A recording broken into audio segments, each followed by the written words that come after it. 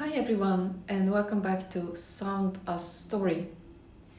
If you joined me before, you remember we talked about the singing bow, how to make your tone breathe, and then vibrato as emotion, the voice that lives inside the sound. Today, in episode 3, we are putting those words together.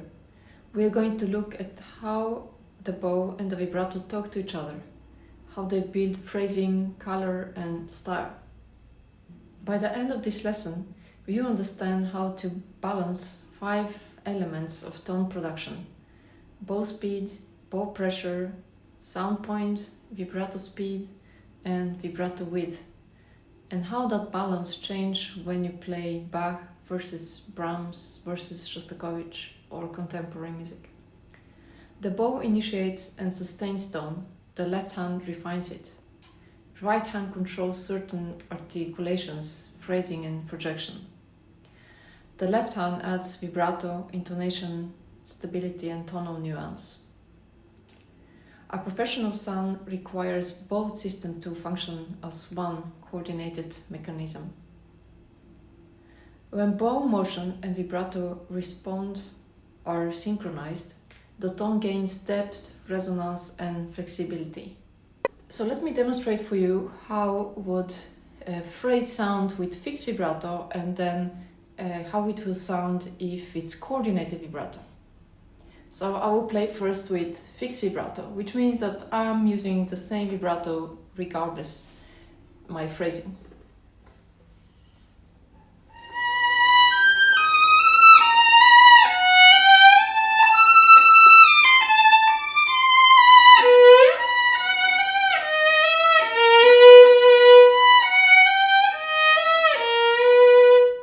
And then I'll play with coordinated vibrato.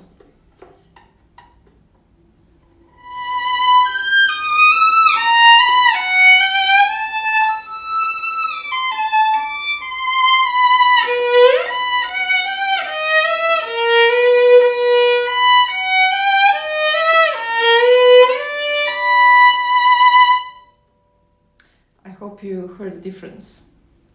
The tone is breathing much more. The sound is different and it's much more beautiful. So the coordinated vibrato is following the bow and creating a completely different intensity.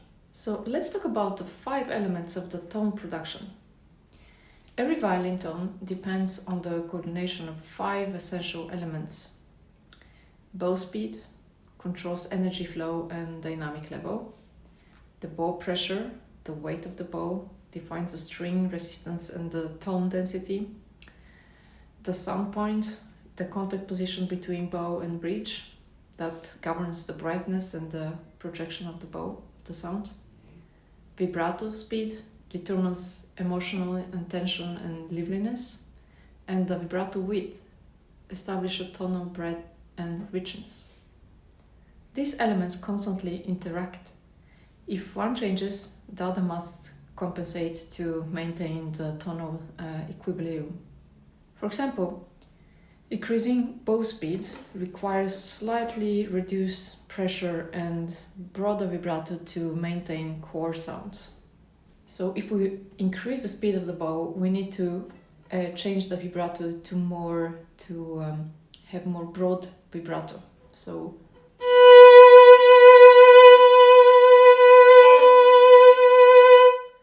otherwise it will be too intense.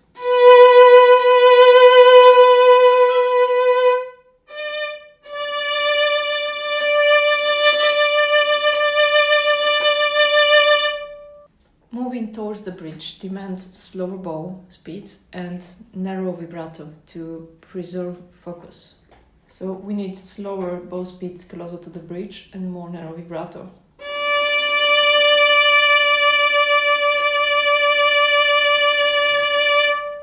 And the opposite if you go closer to the fingerboard. So it will be faster bow and broader vibrato.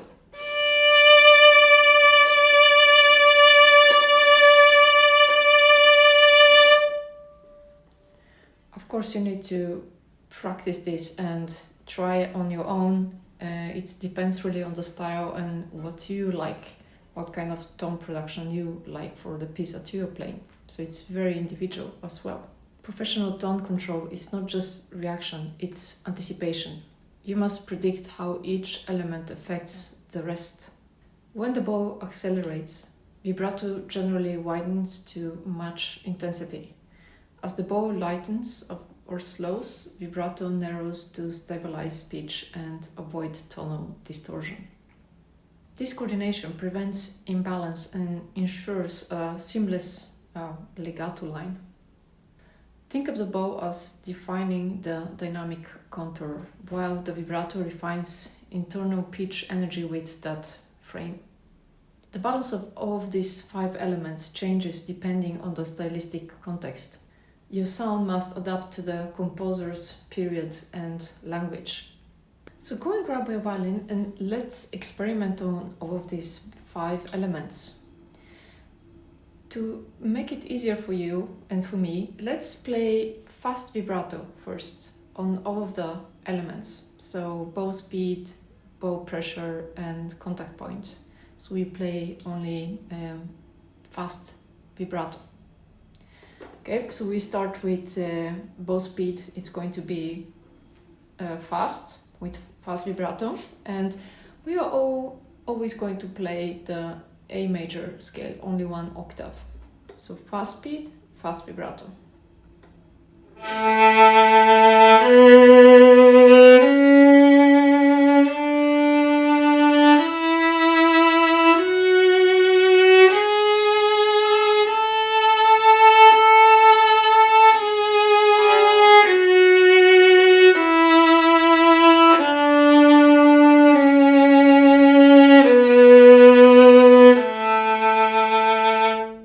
The second element is bow pressure, so we play that one with fast vibrato.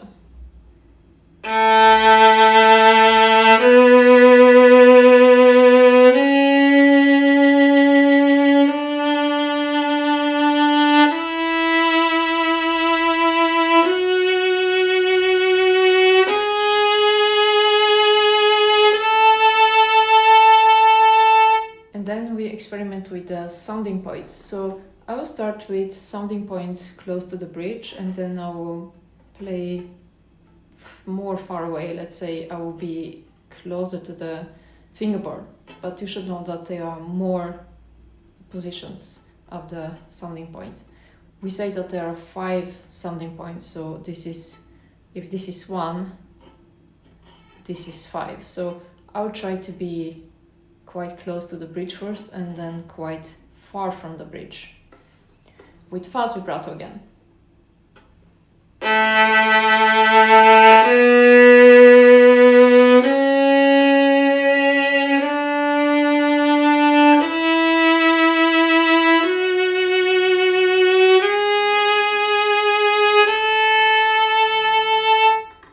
And now far away.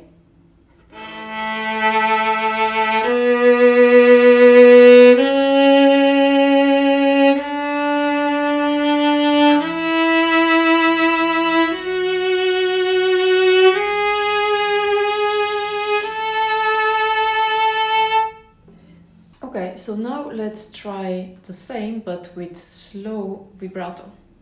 So we start with the bow speed, and it will be fast bow first with wide vibrato.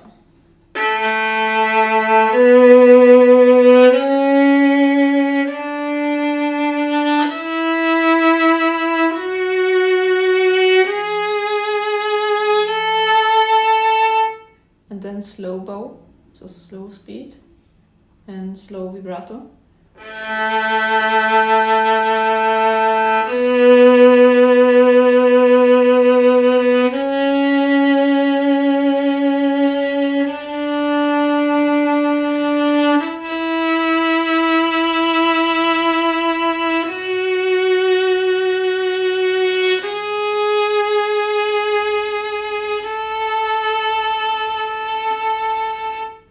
And then we try the bow pressure. So we're going to have more bow pressure with wide vibrato.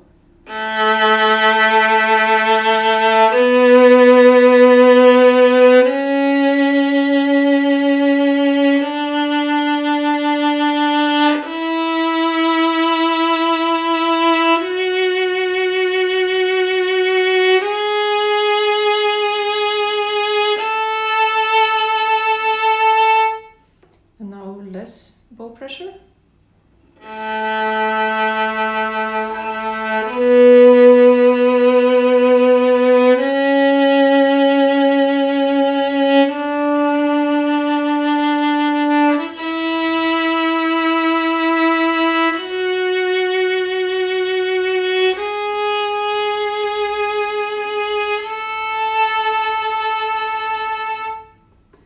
Now let's try the sounding point. So we will be close to the bridge first with wide vibrato.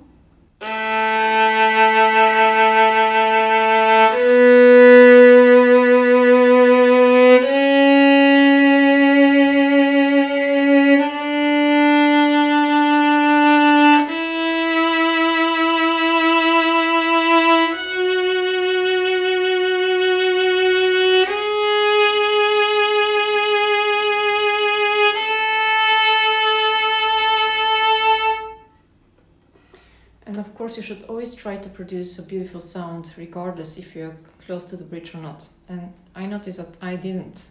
So sometimes the bow was really scratchy and that was not my intention. So try to produce beautiful sound whenever you change the element of the sound.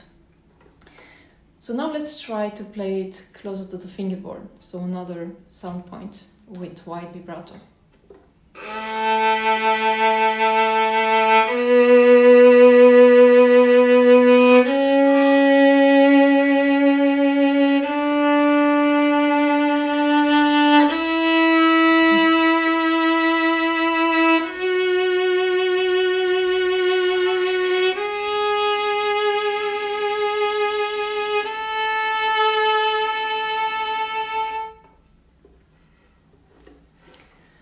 And nothing of this is wrong or right. It's just a rich palette of nuances that you can use in your music, which can only make you a better musician.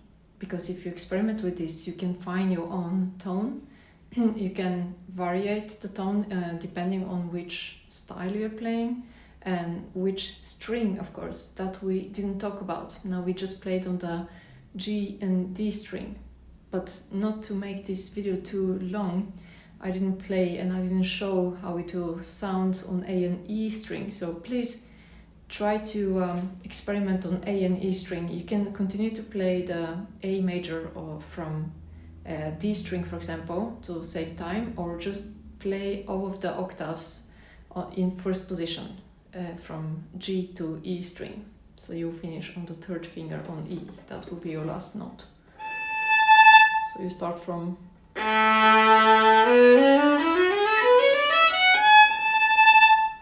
and try to play more on A and E string first and then maybe combine them and see how that changes as well. And now let's talk about how these elements applies to the different styles. The 5 elements, depending on stylistic context, your sound must adapt to the composer's period and language. If we start with the Baroque, the vibrato used selective ornamentation. So the bow speed moderates, the pressure is light, the sound points near the middle. The emphasis is on the clarity and the harmonic transparency. Let's take, for example, Bach Adagio.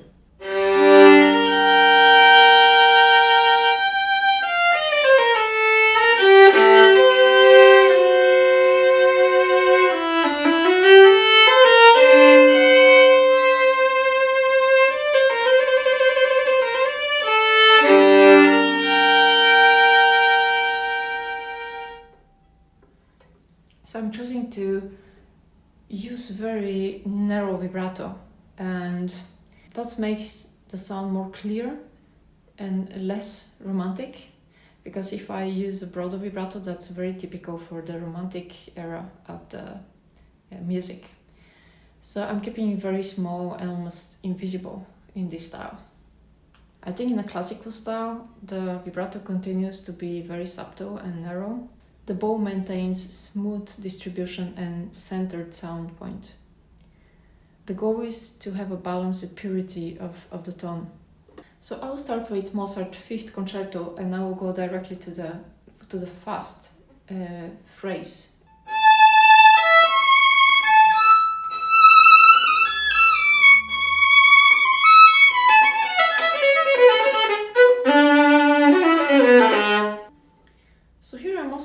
very fast and narrow vibrato, if you hear, and that's producing more pure and clear sounds. The romantic style, vibrato becomes integral to phrasing. Speed and width vary within the line. And the bow pressure and speed both increase for warmth and depth. The contact point is closer to the bridge for intensity.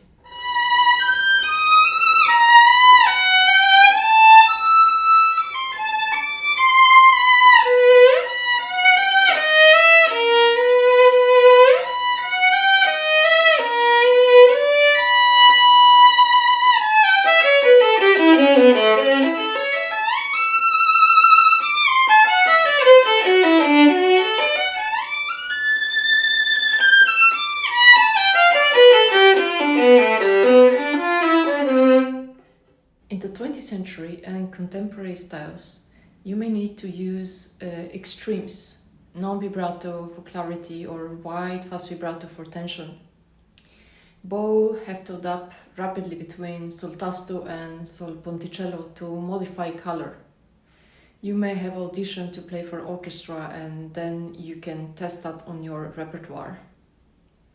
Your understanding of style defines how you prioritize the 5 elements. In Bach, the bow dominates. In Mendelssohn, the dialogue is equal, I'll say. And in the contemporary music, you may choose or just listen to the conductor if you're playing in an orchestra. We'll talk a little bit about timing and interaction as well. In refined playing, the bow often leads the gesture and the vibrato response. But there are also a macro delay of the left hand that creates flexibility and avoids mechanical sound.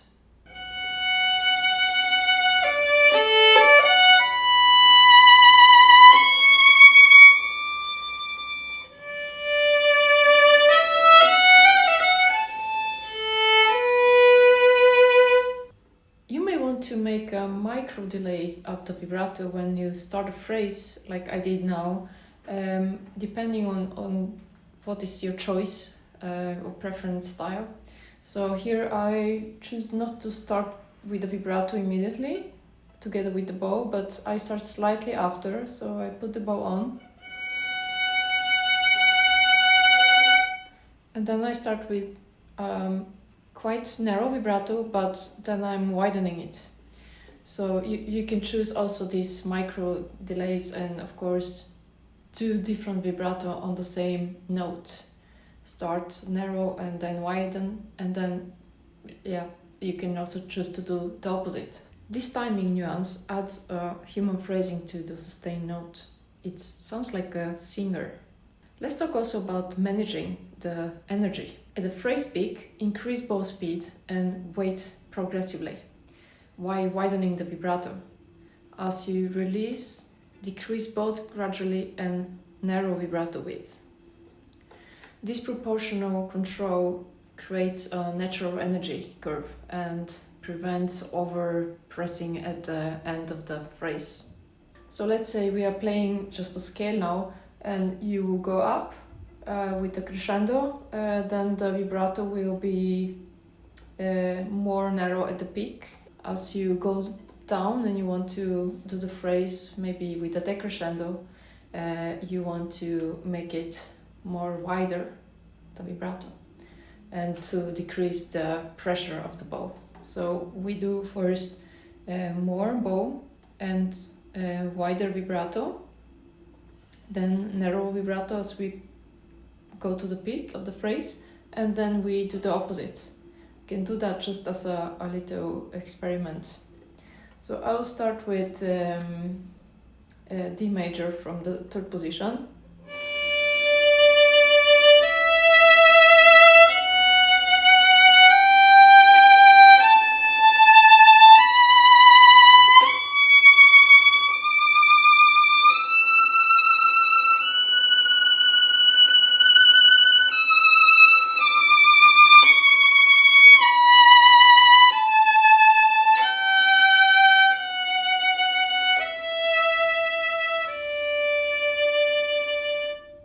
Another important thing is the tone release. At the end of a note, Support the tone until the bow leaves the string, maintaining horizontal motion, and let the vibrato taper rather than stop abruptly. This preserves pitch center and prevents collapse of the resonance. So let's say we are playing the same scale and I want to finish at the top here, and I will make a long bow.